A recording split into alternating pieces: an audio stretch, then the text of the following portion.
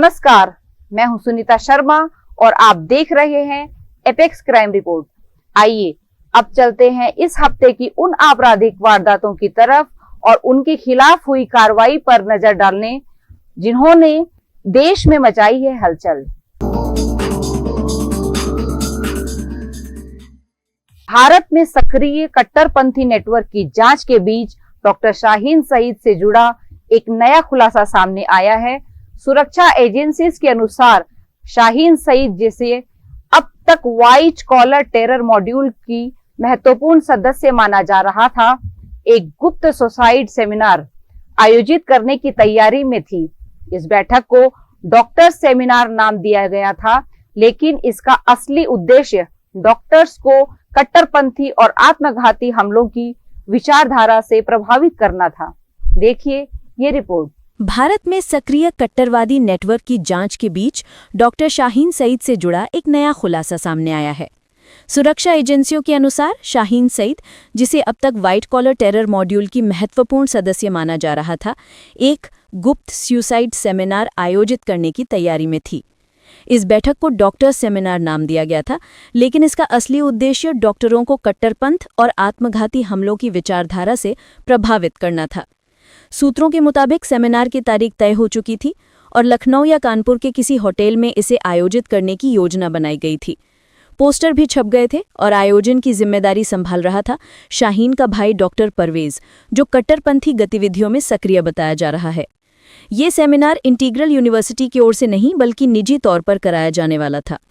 एजेंसियों का कहना है कि शाहीन सईद पर्दे के पीछे रहते हुए पूरा सेमिनार डिजाइन कर रही थी, जबकि प्रबंधन की जिम्मेदारी परवेज को दी गई थी। योजना के अनुसार दिवाली के आसपास बैठक होनी थी, क्योंकि उस समय बड़े समूह को इकट्ठा करना आसान होता। बेंगलुरु के केम्पेगौड़ा अंतर्राष्ट्रीय हवाई अड्डे पर रविवार रात एक डरावनी घटना हुई। आधी रात के समय एक व्यक्ति लंबा चाकू लेकर दो ड्राइवर की तरफ दौड़ा। वो उन पर हमला करने की कोशिश कर रहा था, लेकिन ड्यूटी पर मौजूद सीआईएसएफ कर्मियों ने तुरंत कार्रवाई की। उन्होंने हमलावर को काबू में कर लिया, चाकू बरामद कर लिया। इस वजह से कोई भी यात्री या कर्मचारी घायल नहीं हुआ। घटना का वीडियो सोशल मीडिया पर तेजी से वायरल हुआ। वीडियो में दिख रहा है कि कैसे सीआईएसएफ की टीम ने समय पर हस्तक्षेप किया।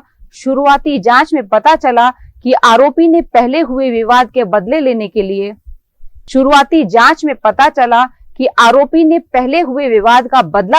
लिए हमला किया। सीआईएसएफ ने सभी को सुरक्षित रखा और हमलावर को पुलिस के हवाले कर दिया। ये घटना दिखाती है कि हवाई अड्डे की सुरक्षा कितनी जरूरी है। देखिए ये रिपोर्ट। देश की पूर्व प्रधानमंत्री शेख हसीना को सोमवार 17 नवंबर को फांसी की सजा सुनाई गई। ढाका की इंटरनेशनल क्राइम्स ट्रिब्यूनल आईसीटी ने उन्हें हत्या के लिए उकसाने और हत्या का आदेश देने के आरोप में सजाए मौत दी है। बांग्लादेश ने सोमवार को औपचारिक रूप से इंडिया से शेख हसीना और पूर्व होम मिनिस्टर असादुज्जामान खान कमाल को तुरंत सौंपने का अनुरोध किया है। बांग्लादेश का कहना है कि द्विपक्षीय प्रत्यार्पण संधि के तहत भारत इसके लिए बाध्य है। बता दें कि हसीना बांग्लादेश में तख्तापलट के बाद अगस्त 2024 में भारत आ गई थी। इस पर अब भारतीय विदेश मंत्रालय का अभी बयान आ गया है। बांग्लादेश की मीडिया को हसीना के बयान प्रसारित न करने का निर्देश, पत्रकारों ने सुनवाई पर उठाए गंभीर सवाल। बांग्लादेश की पूर्व प्रधानमंत्री शेख हसीना को मौत की सजा सुनाने के बाद देश की नेशनल साइबर सिक्योरिटी एजेंसी ने मीडिया संगठनों से उनके बयान प्रसारित न करने की अपील की है। स्थानीय मीडिया के मुताबिक एजेंसी ने मंगलवार को यह निर्देश जारी किया। यह कदम अंतरिम सरकार के मुख्य सलाहकार मोहम्मद यूनुस द्वारा अवामी लीग और उसकी नेता शेख हसीना की गतिविधियों को असंवैधानिक रूप से दबाने की एक और कोशिश के रूप में देखा जा रहा है। पश्चिम बंगाल में एसआईआर पर सियासी बवाल हो रहा है। राज्यपाल और तृणमूल कांग्रेस के बीच एसआईआर को लेकर शुरू हुआ विवाद अब नेक्स्ट लेवल पर पहुंच गया है। बम बंदूक से निकली बात राजभवन की तलाशी तक पहुंच गई है। इस विस्फोटक जांच के पीछे की राजनीति का हम डीएनए टेस्ट करेंगे, लेकिन उससे पहले हम आपको राजभवन से आई तस्वीर दिखाना चाहेंगे।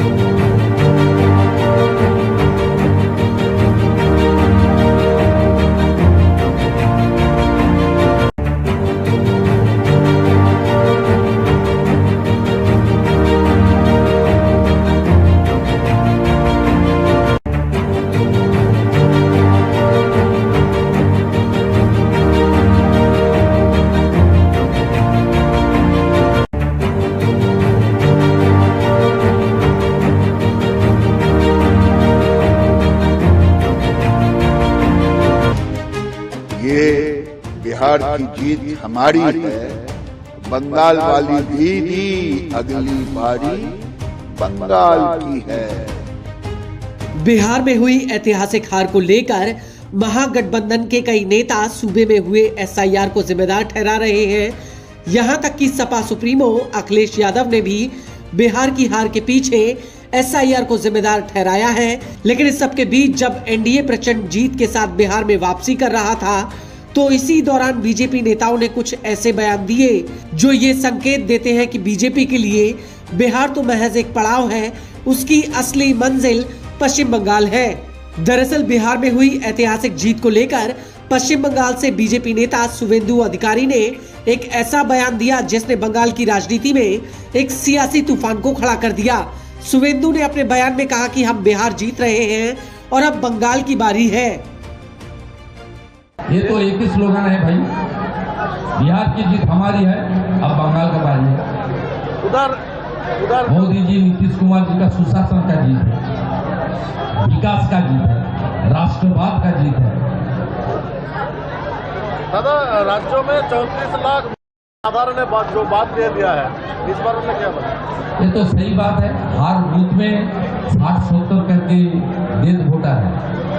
हर बूथ में बंगाल में 80,500 बूथ है, 50 करके मल्टीपल कर लीजिए कितना है। हालांकि शुवेंदु के इस बयान से सत्ताधारी टीएमसी भड़क गई और उसने शुवेंदु पर पलटवार करते हुए देर नहीं लगाई। इसको लेकर टीएमसी ने बीजेपी पर वार करते हुए कहा कि बंगाल और बिहार दोनों एक जैसे नहीं है। लेकिन बीजेपी नेता गिरिराज सिंह ने बंगाल में एसआईआर की मांग उठाते हुए कह दिया कि दीदी बांग्लादेशियों और गुंडों के साथ मिलकर सरकार चला रही है। ये बिहार की जीत हमारी है, बंगाल वाली दीदी अगली बारी बंगाल की है, क्योंकि वहां भी रोहिंग्या बांग्लादेशी घुसपैठियों को निकालना है। हालांकि टीएमसी ने गिरिराज सिंह के इस बयान पर तीखा हमला करते हुए कहा कि बंगाल और उसकी जनता के खिलाफ बीजेपी द्वारा फैलाया गया जहरीला भाषण तिरस्कार का एक घिनौना प्रदर्शन है। उनके बड़बोले ढीठ केंद्रीय मंत्री गिरिराज सिंह ने बंगाल की लोकतांत्रिक रूप से चुनी हुई सरकार, जिसे हमारे गोंडे बोता ने चुना था, को बांग्लादेशियों की सरकार और रोहिंग्याओं की सरकार कहकर बदनाम करने की हिमाकत की है। यह एक घिनौना कलंक है जो हर बंगाली को विदेशी घुसपैठिया बताता है। टीएमसी ने अपने बयान में आगे कहा कि यह बांग्ला विरोधी भाजपा का असली चेहरा है, एक ऐसी पार्टी जो हमारी पहचान और विरासत का तिरस्कार करती है। अमित शाह की दिल्ली पुलिस ने बंगाली को बांग्लादेशी भाषा कहने की हिम्मत की। अमित मालवीय ने अपनी घोर अज्ञानता में घोषणा की बंगाली नाम की कोई भाषा नहीं है। हिमंत बिस्वा शर्मा ने अपनी जहरीली कट्टरता के साथ धमकी दी कि जनगणना के दस्तावेजों में बंगाली पहचान बताने वालों को विदेशी करार दिया जाएगा। आपका हर अपमान, आपका फैलाया हुआ हर झूठ हमारी स्मृति में अंकित है। बंगाल ना तो भूलेगा और ना ही माफ करेगा। 2026 में बंगाल के लोग, जिन्हें आप नीचा दिखाने की हिम्मत करते हैं, एक ज्वार की तरह उठेंगे, आपके अहंकार को कुचल देंगे, आपकी विभाजनकारी राजनीति को ध्वस्त कर देंगे और आपकी घृणित विचारधारा को राख में मिला देंगे। एकजुट बंगाल के प्रकोप का सामना करने के लिए तैयार रहें, क्योंकि हम उन लोगों पर कोई दया नहीं दिखाएंगे जो हमारे गौरव को कुचलते हैं। आपको बता दें कि इन बयानों के बीच बीजेपी नेता गिरिराज सिंह ने कहा है कि एसआईआर बिहार में कराया गया, उसके बाद एनडीए को उसका नतीजा मिला। बंगाल में एसआईआर चल रहा है और उसके बाद बीजेपी चुनाव जीतेगी और टीएमसी जाएगी। शुवेंदु के साथ ही पूर्व बीजेपी प्रदेश अध्यक्ष और केंद्रीय मंत्री सुकांता मजूमदार ने भी टीएमसी पर हमला करते हुए कहा कि लोग जंगल राज की अनुमति कभी नहीं देंगे, क्योंकि जंगल राज आरजेडी हार चुकी है। बंगाल में टीएमसी अपने जंगल राज की वजह से चुनाव हारेगी। दिल्ली ब्लास्ट में एक नहीं बल्कि 2 सुसाइड बॉम्बर होने वाला था, लेकिन ऐन मौके पर जसीर बिलाल नाम के कश्मीरी युवा ने फिदाइन दस्ते में शामिल होने से इनकार कर दिया। जसीर बिलाल का कहना है कि इस्लाम में सुसाइड बॉम्बर बनना पाप है। दिल्ली ब्लास्ट की जांच कर रही एजेंसीज ने जसीर बिलाल का हिरासत में ले लिया है। देश में कुछ बड़ा करने वाले थे ये पकड़े गए आतंकी, लेकिन इनका मास्टरमाइंड, जिसके बारे में आप जानकर हैरान हो जाएंगे, परीक्षा की तैयारी का ड्रामा करने वाला आतंकी दानिश, जिसे गिरफ्तार किया गया है, उसकी गिरफ्तारी के बाद कई बड़े खुलासे हुए हैं। अगर ये आतंकी पकड़े नहीं जाते तो आने वाले दिनों में कुछ बड़ा कर सकते थे। झारखंड की राजधानी रांची से आईएसआईएस के संदिग्ध आतंकी अशरफ दानिश को गिरफ्तार किया गया। गिरफ्तारी के बाद से अब तक दानिश को लेकर कई बड़े खुलासे हुए हैं। अशरफ दानिश लॉज में प्रतियोगिता परीक्षा की तैयारी के नाम पर रहता था। वो इतनी चालाकी से अपने काम को अंजाम देता था कि उस पर किसी को शक नहीं हुआ, यहां तक कि उसके रूममेट को भी नहीं। दानिश को गिरफ्तार कर दिल्ली स्पेशल सेल ने कोर्ट में पेश किया। कोर्ट से उसे ट्रांजिट रिमांड पर पूछताछ के लिए दिल्ली ले जाया गया। शुरुआती पूछताछ में दानिश ने बताया कि उसे और बाकी 7 लोगों को हथियार और विस्फोटक सामग्री जमा करने की जिम्मेदारी मिली थी। ये सभी लोग सोशल मीडिया के जरिए एक दूसरे के साथ संपर्क में थे। वहीं दानिश के साथ उसके कमरे में रहने वाला एक दिव्यांग युवक, उससे भी पूछताछ हुई है। उसने बताया कि उसे कभी दानिश की गतिविधियों पर कोई शक नहीं हुआ। उसे दानिश के हथियार रखने और विस्फोटक जमा करने की भी जानकारी नहीं थी। वहीं लॉज के बाकी साथियों ने भी बताया कि दानिश हमेशा प्रतियोगी परीक्षा की तैयारी की बात करता था, साथ ही नौकरी कर परिवार के सदस्यों को आर्थिक मदद करने की बातें करता। इतना ही नहीं, दानिश के कमरे में प्रतियोगी परीक्षा से संबंधित कई किताबें भी थीं। रांची से गिरफ्तार दानिश गजवा लीडर सीईओ ही नहीं, प्रोफेसर नाम से भी जाना जाता था। वो इंटरनेट मीडिया पर आतंकियों से लगातार संपर्क में था। दिल्ली पुलिस की स्पेशल सेल उससे जुड़े इंटरनेट मीडिया अकाउंट, लैपटॉप और उसके मोबाइल को खंगाल रही है। एटीएस उसे फंडिंग करने वालों की भी जानकारी जुटा रही है। गिरोह के साथियों को आतंकी गतिविधियों के लिए अलग अलग टास्क मिला था। पाकिस्तान समर्थित पैन इंडिया टेरर मॉड्यूल के सरगना अशर दानिश को लेकर चौंकाने वाले खुलासे लगातार हो रहे हैं। वो अलग अलग सोशल मीडिया प्लेटफॉर्म के जरिए देश भर के युवाओं को कट्टरपंथी विचारधारा से जोड़कर एक आतंकी नेटवर्क तैयार कर रहा था।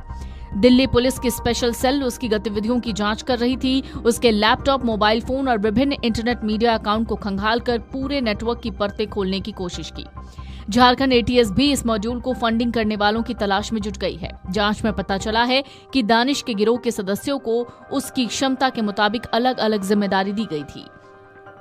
इसी तरह मध्य प्रदेश के राजगढ़ से गिरफ्तार कामरान कुरैशी की भी पृष्ठभूमि खंगाली जा रही है। खुफिया एजेंसियों के मुताबिक ये आतंकी संगठन 2 मुख्य समूहों में काम कर रहा था, खिलाफत समूह और लश्कर। इन दोनों का ही मकसद गजवाए हिंद जैसे खतरनाक जिहादी आंदोलनों को बढ़ावा देना था, जिसके लिए वो भारत विरोधी तत्वों को संगठित कर रहे थे। दानिश की गिरफ्तारी के बाद झारखंड समेत पूरे देश की खुफिया एजेंसी एक्टिव हैं। भारत सरकार द्वारा प्रतिबंधित देश के 45 आतंकी और उग्रवादी संगठनों पर विशेष शाखा मुख्यालय ने अपनी निगरानी और तेज कर दी है। जांच से पता चल रहा है कि एजेंसियों की नजर से बचने के लिए ये मॉड्यूल आपसी संवाद में कारोबारी भाषा और कोड का इस्तेमाल करते थे। आपसी बातचीत के लिए इन्होंने एक आईडी बनाई थी। कंपनी सीईओ के नाम से संचालित होती थी। इसके अलावा जिहादी जत्था तैयार करने, टारगेट तय करने और केमिकल बम से हमले की जिम्मेदारी बांटने के लिए भी अलग अलग कोड का इस्तेमाल किया जाता था। इस मॉड्यूल में केमिकल बम बनाने वालों का कोड प्रोफेसर रखा गया था, जबकि वारदातों को अंजाम देने वाली टीम को टारगेट टीम और जिहादी जत्थे में शामिल नौजवानों को ट्रेनी कोड दिया गया था। स्पेशल सेल की टीम और बारीकी से जांच कर रही है। ये पूरा नेटवर्क गजवाए हिंद के तहत टारगेट किलिंग की साजिश रच रहा था। मॉड्यूल के करीबी इसे गजवा लीडर के नाम से भी जानते थे। इस टेरर मॉड्यूल का मास्टरमाइंड झारखंड का रहने वाला अशर दानिश था, जो इंग्लिश ऑनर्स में पोस्ट ग्रेजुएट है और केमिकल बम बनाने में विशेषज्ञ माना जाता है। दानिश खुद को सुरक्षा एजेंसियों से बचाने के लिए सीईओ कहलाता था। मॉड्यूल को एक कॉर्पोरेट कंपनी की तरह ऑपरेट करता था, जिसमें टास्किंग के आधार पर बम बनाना, कारतूस तैयार करना, हथियार हासिल करना और टारगेट किलिंग जैसे काम शामिल थे। इसके अलावा ये नेटवर्क सोशल मीडिया प्लेटफॉर्म्स के जरिए नौजवानों की भर्ती भी करता था। इस मॉड्यूल का उद्देश्य न केवल टारगेट किलिंग करना बल्कि एक बड़ा स्लीपर सेल तैयार करना भी था। इसी के साथ अब मैं आपसे विदा लेना चाहूंगी। अगले हफ्ते फिर मुलाकात होगी कुछ अन्य आपराधिक घटनाओं के साथ। तब तक के लिए नमस्कार, जय हिंद।